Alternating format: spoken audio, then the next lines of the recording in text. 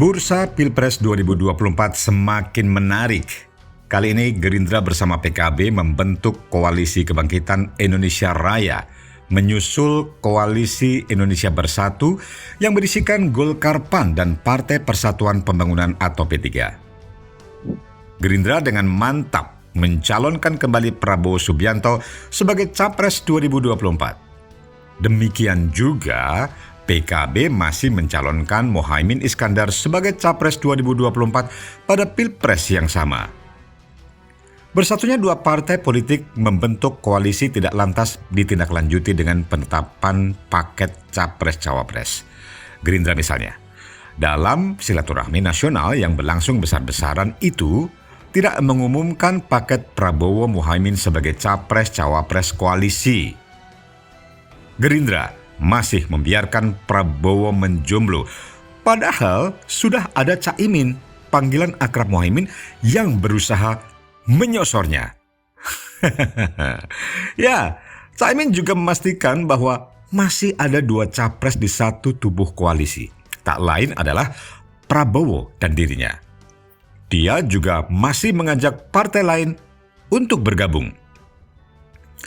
Bagaimanapun, ini harus dilihat sebagai cara Caimin untuk memperkuat posisi tawarannya. Tujuannya agar dialah yang dianggap lebih pantas mendampingi Prabowo sebagai cawapres. Karena toh dia sudah lebih dahulu berada di dalam. Masa iya Prabowo akan memilih cawapres dari anggota koalisi yang datang belakangan? Mungkin begitu perhitungannya. Kalau Prabowo sendiri sih tidak gegabah dan gerusa-gerusu untuk langsung menetapkan Caimin sebagai cawapresnya. Ya mungkin Prabowo lebih senang Ganjar Pranowo yang menjadi cawapresnya. Kalau PDIP benar-benar melepeh peraih elektabilitas tertinggi di antara bakal capres saat ini, dan Ganjar juga memutuskan untuk hengkang dari partai yang lebih mengelus-elus Puan Maharani sebagai capres itu. Dengan ini, saya menyatakan bahwa dengan penuh rasa tanggung jawab, saya menerima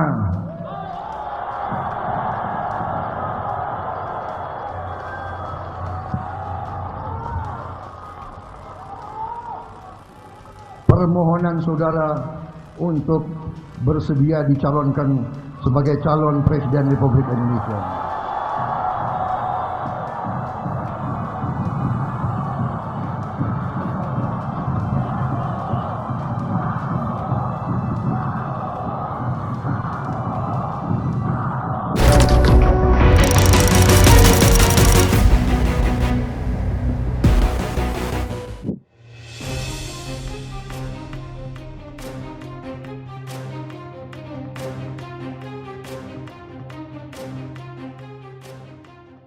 Sungguh senyawa yang tidak menguntungkan jika Prabowo langsung menetapkan Caimin sebagai cawapres.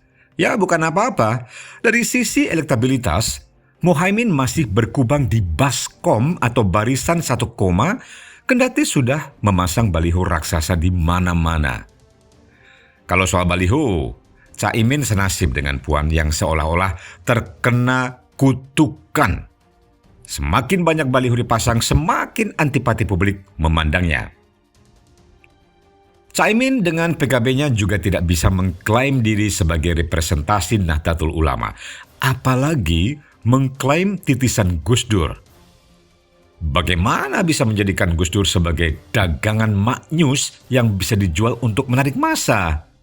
Awang semua orang tahu bagaimana Caimin mengambil alih partai yang didirikan Kiai Haji Abdurrahman Wahid itu, walau dengan embel-embel konstitusional sekalipun. Keluarga besar Gus Dur juga melarang PKB Caimin menggunakan simbol-simbol Gus Dur. Mati gaya jadinya. Inilah barangkali yang menjadi pertimbangan Prabowo untuk tidak buru-buru mengumumkan Caimin sebagai cawapresnya. Salah-salah, elektabilitas Prabowo yang sudah tinggi, bahkan tertinggi saat ini menurut sebuah survei dibanding Ganjar dan Anies Baswedan, melorot lagi ke tali sepatu jika dipasangkan cawapres dengan elektabilitas baskom itu. Sehingga wajarlah kalau Prabowo jual mahal atau lebih hati-hati. Mohon maaf, kalau untuk sementara waktu Cak Imin harus gigit jari. Nun jauh dari lubuk hati terdalamnya, ia sesungguhnya rela-rela saja menurunkan derajatnya dari capres untuk sekedar jadi cawapres. Yang penting, capresnya potensial jadi seperti Prabowo. Tetapi itu tidak terjadi, atau setidak-tidaknya belum terjadi. Bagi Cak Imin, pacaran tanpa kepastian itu menjengkelkan. Demikian perumpamaannya. Tapi mungkin ia lupa, pacarannya baru kemarin sore. Masa sudah langsung mau tunangan?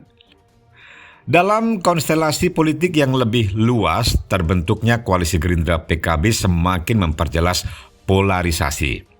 Kalau di sudut sana, kecuali masih bingung menetapkan siapa capresnya, PDIP anteng-anteng saja untuk maju ke gelanggang Pilpres tanpa harus berkoalisi.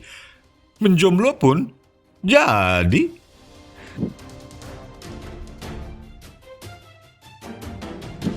Nah, di sudut lainnya, Nasdem yang sangat tergesa-gesa mengumumkan Anies Baswedan sebagai capresnya justru belum berhasil meraih teman koalisi. Ya, kena-kenanya paling menggait PKS yang mendaku diri sebagai partai oposisi yang jika bersanding dengan capres Anies bakal senapas karena kental dengan politik identitasnya. Anies sendiri berusaha kuat menghapus cap laknat tersebut. Cara berpolitik sektarian yang sebenarnya berhasil menjadikannya sebagai gubernur DKI Jakarta, yakni dengan memoles dirinya sebagai sosok nasionalis. Tetapi sepertinya sudah telat. Cap politik identitas masih membayang tebal di jidatnya. Taruhlah Nasdem bergabung dengan PKS. Tapi, bukankah partai yang tersisa hanya Demokrat pimpinan Agus Harimurti? Nah, sekarang pertanyaannya, akan bergabung ke koalisi mana partai yang didirikan Susilo Bambang Yudhoyono alias SBY itu? Pilihannya tentu saja hanya bergabung ke koalisi Gerindra PKB, KIB, atau Nasdem PKS. Sebab untuk menyendiri seperti PDIP sudah tidak memungkinkan lagi.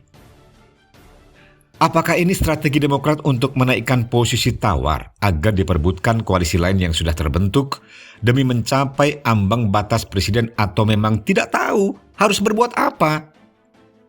Kalau memang demikian, ya, kalau memang keadaan demikian, kemungkinan yang terjadi hanya ada dua. Kemungkinan yang pertama, sebagai pelengkap koalisi dengan posisi tawar tinggi, dan kemungkinan kedua, atau terpaksa bergabung ke salah satu koalisi tanpa posisi tawar lagi.